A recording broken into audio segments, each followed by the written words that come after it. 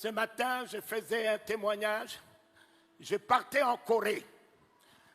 Le DC-10 dans lequel on était crachait. Le pilote a perdu le contrôle.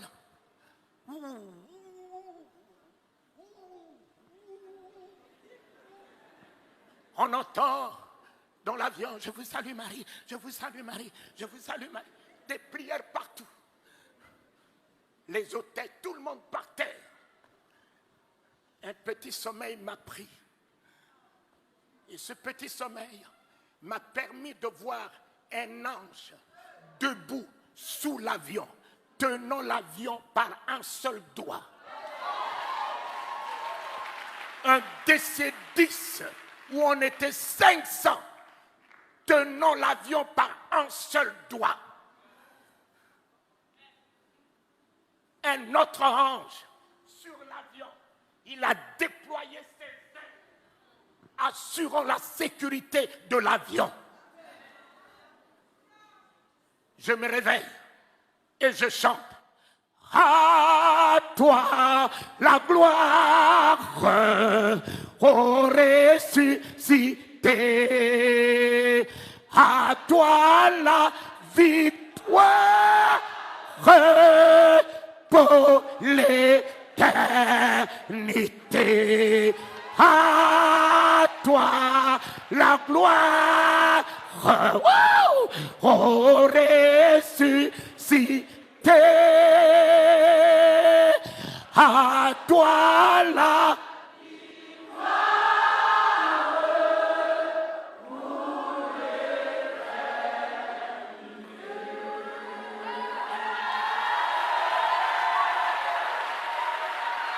Mes bien-aimés, le commandant de bord m'a cherché. On m'a amené au poste de pilotage. Il m'a posé la question, êtes-vous un pasteur, un prêtre? J'ai dit, mais pourquoi? Il a dit, dès qu'on vous a entendu chanter, on nous a redonné le contrôle de l'avion. On nous a redonné le contrôle de l'avion. Mon ami, pour un seul juste,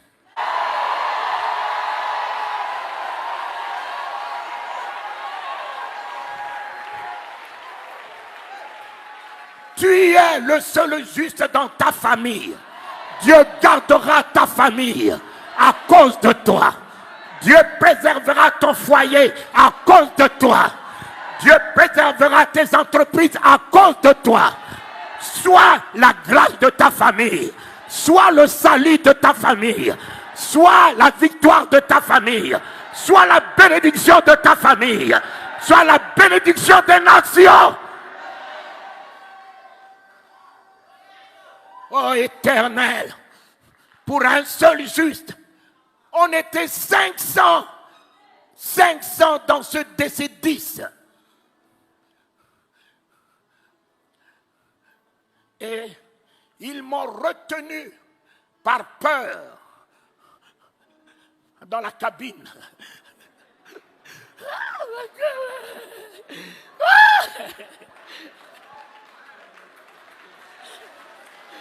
Et en arrivant en Corée du Sud, j'allais à la convention de mon frère Yandi Cho.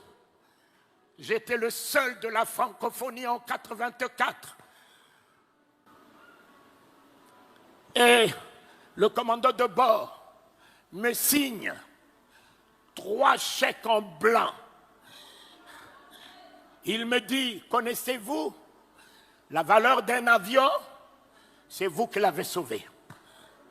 Connaissez-vous combien l'assurance devait débloquer pour 500 vies qui seraient en péril? Alors, nous savons que vous n'allez pas faire tomber la société. Moi, qui n'avais que $300 dans la poche, Dieu a créé une situation, a mis en mon compte.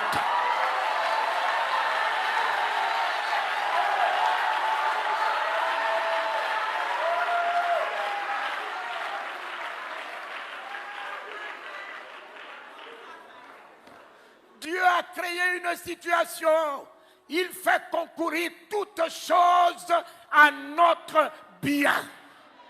La seule chose que vous devez réaliser ce matin, ne craignez rien.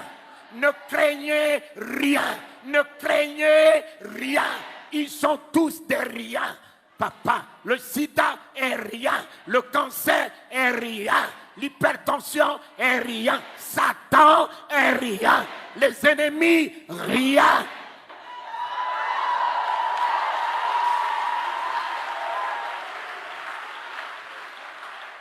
C'est la peur. C'est la peur qui vous déséquilibre. C'est la peur. C'est l'angoisse. C'est l'inquiétude. Voilà la porte d'entrée de Satan. Et si tu fermes cette porte par une foi ferme, Satan ne peut plus rien sur toi. Tu es plus que vainqueur.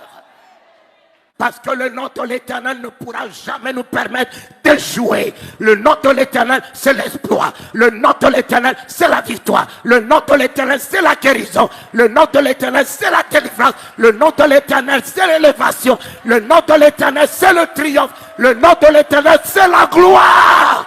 C'est la gloire. C'est la gloire. Mon Père, le sida ne tiendra point. Le sida a battu la science, mais il ne battra pas le nom de Jésus ce matin. Le cancer a battu la science, il ne battra pas le nom de Jésus ce matin. Alléluia. L'homme qui atteint son apogée face à la mort.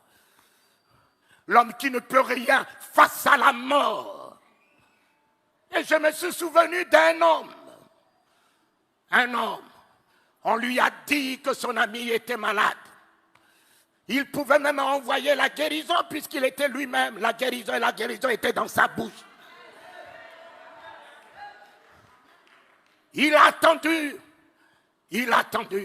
que ceci se décompose jusqu'à battre la science, jusqu'à battre les sorciers, jusqu'à battre l'homme. Il est revenu après 4 jours.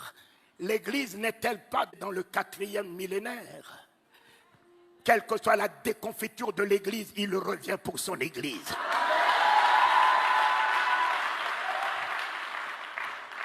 Le 4e jour s'annonce. L'Église ne sera pas ravie dans cette déconfiture. L'Église sera ravie dans la gloire, dans l'autorité, dans la puissance. Lorsque l'Église revêtira toute son autorité capable de changer les événements, de changer les circonstances, d'appeler à l'existence ce qui n'existe pas, de faire fléchir les genoux des sorciers, des augures, des magiciens, relever les défis des maladies incurables, alors c'est à ce moment qu'il reviendra chercher l'Église pour que l'Église laisse un trou dans le monde. Il vous a donné le pouvoir de marcher sur le serpent, sur le scorpion. Il vous a donné l'autorité de son nom. Il vous a donné la puissance du Saint-Esprit. Il est en vous, il est avec vous. Ce n'est plus lui. C'est à vous de vous lever et dire, nous relevons le défi. Nous changeons les événements. Nous changeons les circonstances. C'est ce que Dieu attend de l'Église. L'Église n'est pas un bâtiment, c'est bien toi. Dieu parle avec ta bouche. Dieu guérit avec tes mains. Dieu sauve avec toi. Alléluia!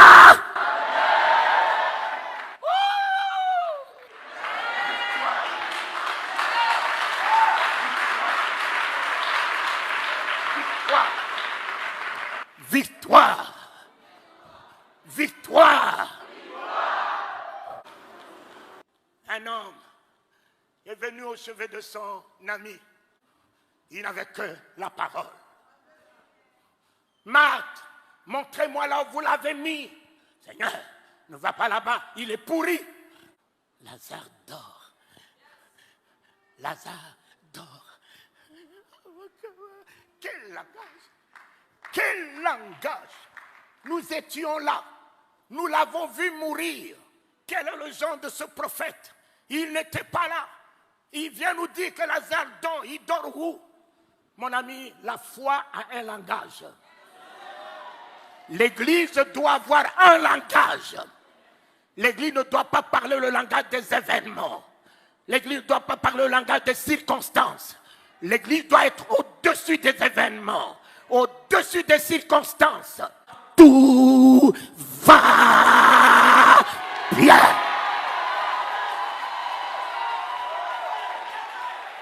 Mon fils, l'Éternel est notre victoire, papa. David l'a engagé. Il a pris la tête de Goliath même avant que la pierre puisse partir. Il avait déjà gagné le combat. L'Éternel me donnera la tête de cet incirconcis. L'Éternel me donnera la tête de cet incirconcis. Je couperai sa tête. Il n'avait pas d'épée. Il a pris l'épée de l'ennemi lui-même pour lui couper sa tête. Soyez heureux, peuple de Dieu. Même si vous pensez qu'un jour, vous avez alors jeté la Bible, où est l'Éternel? Où est l'Éternel? Mon ami, il est à l'œuvre. Il est à l'œuvre. L'Éternel aujourd'hui est à l'œuvre. Réjouissez-vous. Même si les choses se décomposent, il le récupérera. Même si ta situation se décompose, ne t'en fais pas. Garde que la foi. Il récupérera la situation. Il transformera la situation en ta faveur. Mais aujourd'hui, tu peux me parler de Jésus comment? Toi là, tu n'as que des versets. Tu n'as que la Bible déclare. La Bible déclare, mais Jésus n'est pas la Bible. Jésus est la parole de Dieu.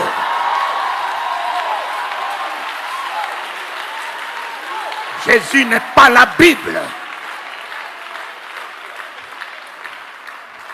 Jésus n'est pas la Bible. La Bible déclare quoi? Déclare quoi? Jésus est la parole. La parole de Dieu est un homme.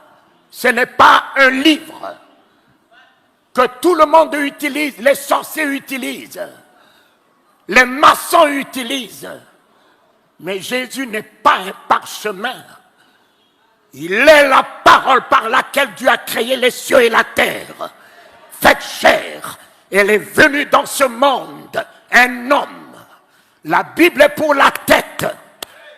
Mais la parole de Dieu n'est pas pour la tête. La parole de Dieu se tient à la porte du cœur. Ils ont des grosses têtes, mais ils n'ont rien dans le cœur. Papa, ils ont des grosses têtes, des versets, des chapitres, des prophéties, de ci, de ça. Mais ils n'ont rien dans le cœur.